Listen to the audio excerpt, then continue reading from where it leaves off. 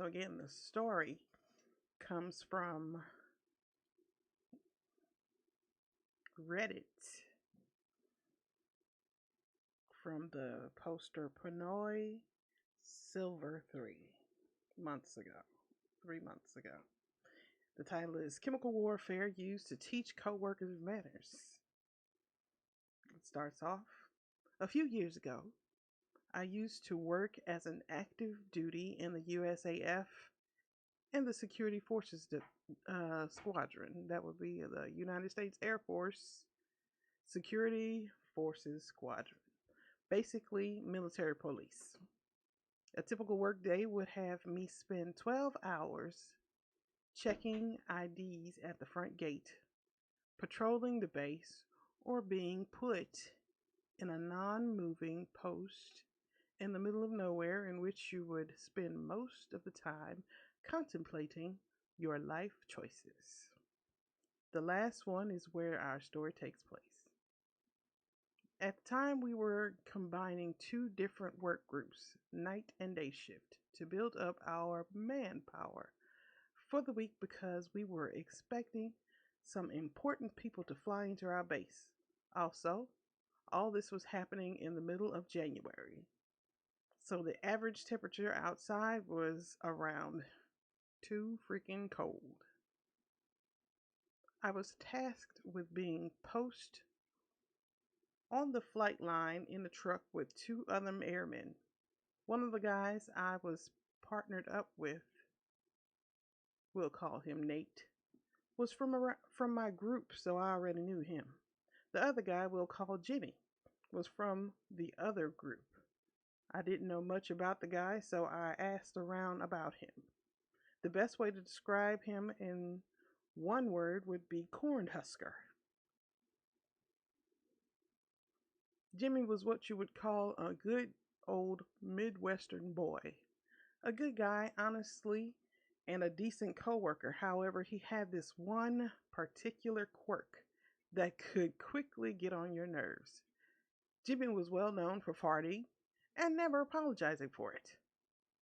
I would have understood if he had some kind of medical stomach issue or digestion problems, but no, Jimmy was healthy as a horse and just loved ripping ass at his fullest potential. Oh, and his justification for never apologizing for it was also priceless. Jimmy was well known for saying, "What? Farting is a natural as oh, farting is as natural as breathing. You want me to apologize for breathing too?" Every time. Hearing this kind of rubbed me the wrong way, and so was Nate, so I decided to prepare in case he tried to pull this stunt with us. I told Nate what I had planned, and his reaction said it all. Nate: "Dear God, I hope it won't come to this. Me. It'll hurt me more than it'll hurt him." On the first day of us working together, it didn't take long for shit to get started to go down. Nate and Jimmy were sitting up front in the truck, and I was sitting in the back seat. After about 2 hours of just us talking and trying to stay warm, Jimmy did exactly what we were warned he would do. Jimmy not only let out a fart that made me question if he was medically clear to serve our country, he didn't apologize or even roll down his window. This, of course, led to us reacting appropriately. Nate, while rolling down his window: "Dude, what the hell? Are you dying?" Me, while covering my face because I can't roll down my window: "Bro, you can apologize, or at least, the very least, commit seppuku for this dishonor." And of course, Jimmy gave his trademark excuse. "What? Farting is as natural as breathing. You want me to apologize for breathing too?" Me: "Dishonor on you, dishonor on your family, and your cow."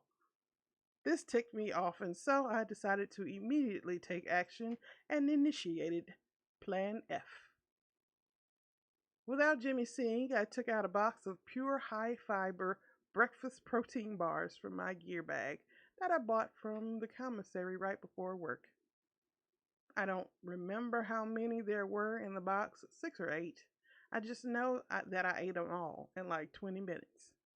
1 hour later, I began to feel the inner demons working their way through my intestines.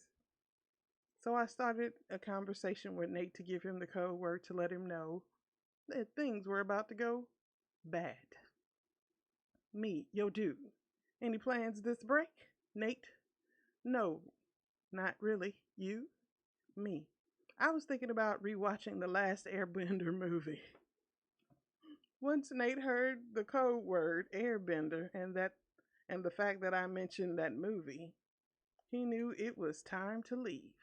Nate then excused himself to go read some important government emails, watch YouTube, in the building we were closest to, and that he would be gone for a bit.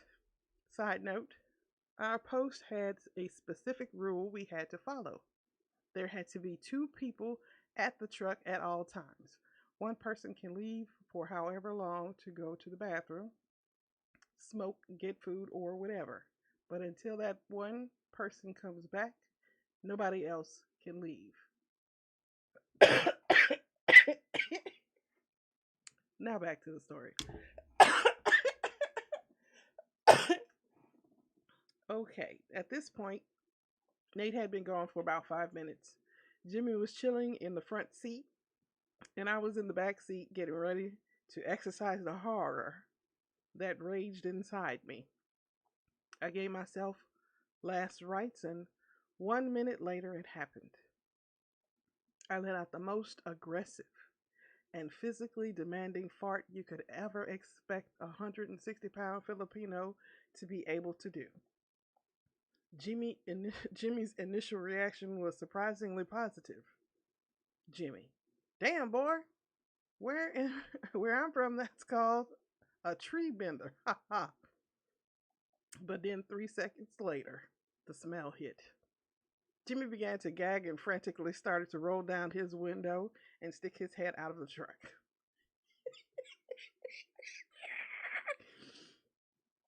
Oh, Jimmy, good Lord, what died and decided to haunt your ass? I just laughed a little and started to text Nate everything that was happening.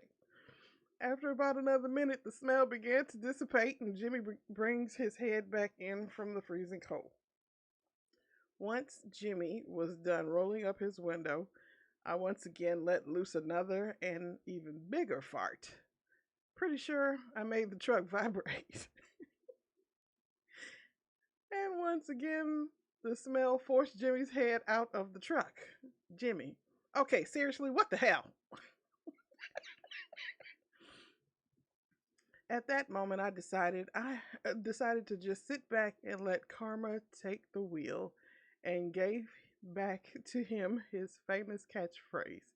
Me, what? Farting is as natural as breathing. You want me to apologize for breathing too? This started a vicious cycle that lasted over a half an hour. Every time the smell would begin to die down and Jimmy thought it was safe enough to stop sticking his head out of the window, my butt would just lie and roar again and reclaim the land. It got to the point that Jimmy just had enough and decided to just get out of the truck. Jimmy, while stepping out of the truck, nope, that's it. Can't handle it. My eyes are burning. You're messed up because this isn't natural. Me in a stereotypical Boston accent. Hey, you. Hey, you mind? I'm breathing back here. 100% au natural. Jimmy got out, and because of the rule we had to follow, he couldn't leave the area or go inside the the closest building with Nate. All Jimmy could do was stand outside the truck in the cold until my lower intestines decided it was done, which was about another 2.5 hours. And don't worry, we all had some decent cold weather gear. Oh, Lord. When it was all said and done, we all worked the rest of the night and week without any more incidents.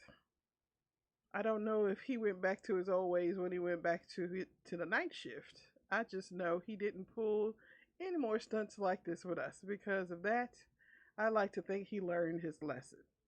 I hope you all enjoyed reading this story. And if you know exactly, and if you know what exact laws I broke in the Geneva Convention, please let me know because I'm pretty sure I violated a few of them. Thank you, and I'll end this by simply saying respect is a two-way street.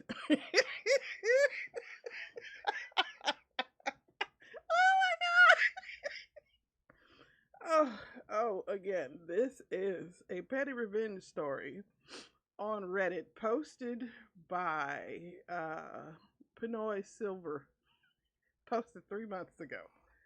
Okay, so that is just hilariously funny to me.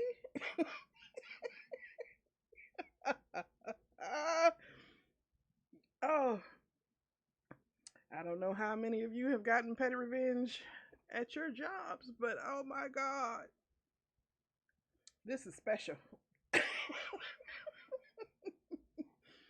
Oh, oh, he just, he just, yeah, pretty much chemical warfare used to teach him a lesson. Oh, oh, I really enjoy the petty stories from Reddit. That's why I had to read one today. It was just amazing. Okay. So we'll go back to playing NSF.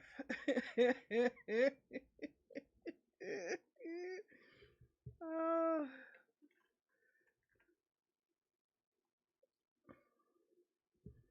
oh my.